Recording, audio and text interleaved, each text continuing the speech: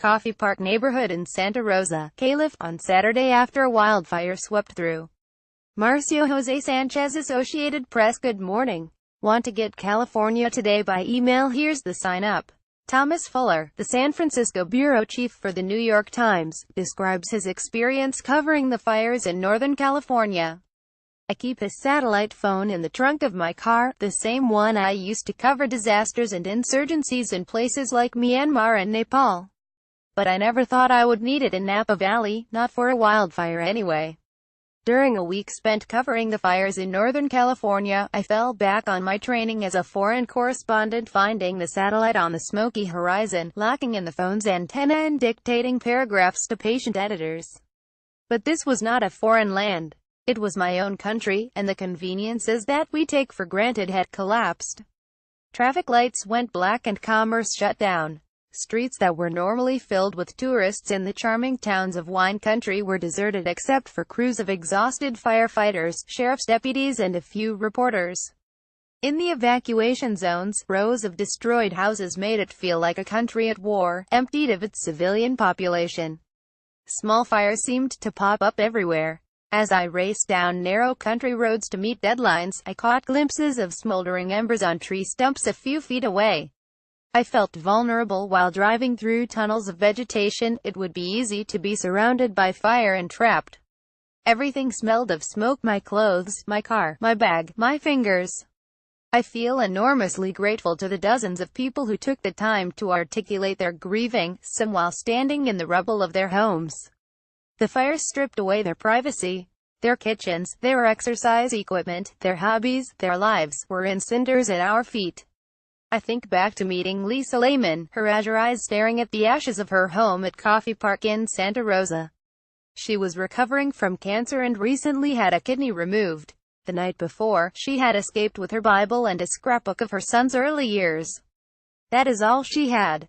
It is a reporter's job to bring empathy to disasters like this. But I wondered how I could ever comprehend the magnitude of her loss. More on the wildfires. National Guard members helped returning residents dig through the debris of their homes in the Larkfield area of Santa Rosa, California. Jim Wilson, New York Times. Although the direct danger from wildfires may be waning, there is an unseen hazard from household chemicals and pesticides in hollowed-out homes. The New York Times. Many people did not receive an emergency alert during the wildfires because counties have struggled to collect numbers as people shift from landlines to cell phones. The Sacramento Bee survivors' guilt is a legitimate concern for those who had their homes spared while their neighbors' was destroyed. The Mercury News. Santa Rosa Memorial Hospital stayed open throughout the blaze, with doctors and nurses delivering 36 babies and treating 4 firefighters. The San Francisco Chronicle. Employees at Santa Rosa Memorial Hospital wearing protective masks because of smoke from nearby wildfires. Jim Wilson, New York Times. Is it the new normal to wear gas masks as the air quality in the Bay Area has deteriorated? Opinion. The New York Times. California Online. Please note we regularly highlight articles on news sites that have limited access for non-subscribers. San Diego has eagerly prepared its bid to host Amazon's second headquarters, even though only 2 Fortune 500 companies are headquartered there. The San Diego Union Tribune. The economy of Los Angeles and Orange counties reached $1 trillion last year, trailing only the New York City, New Jersey metro area, after gross domestic product rose 2.1%. The Orange County Register. The San Francisco headquarters of Airbnb, one of at least 135 private businesses that are valued at more than $1 billion. Jason Henry for the New York Times. Silicon Valley is home to several unicorns, private companies valued at more than $1 billion. But those valuations may be a bit of myth, or perhaps wishful thinking. The New York Times. A new lawsuit against Tesla alleges that the company failed to address complaints about racist language and drawings. The Mercury News. A third gender option, non-binary, will join male and female on state identification and birth certificates beginning in 2019. The San Francisco Chronicle. Uber and other ride-hailing apps may make traffic worse by reducing the use of public transit, suggests a new survey by UC Davis researchers. The New York Times. A rescue puppy from a local shelter was displayed at a news conference about pet adoptions at the Capitol in Sacramento in April. Rich Pedroncelli, Associated Press. All puppies, kittens and rabbits sold in California's pet stores must be from shelters or rescue centers beginning in 2019. Individuals will still be able to buy from private breeders. The New York Times. Those wanting to skip security lines will soon be able to fly on a private jet between Oakland International Airport and Hollywood Burbank Airport. A one-way fare is $129.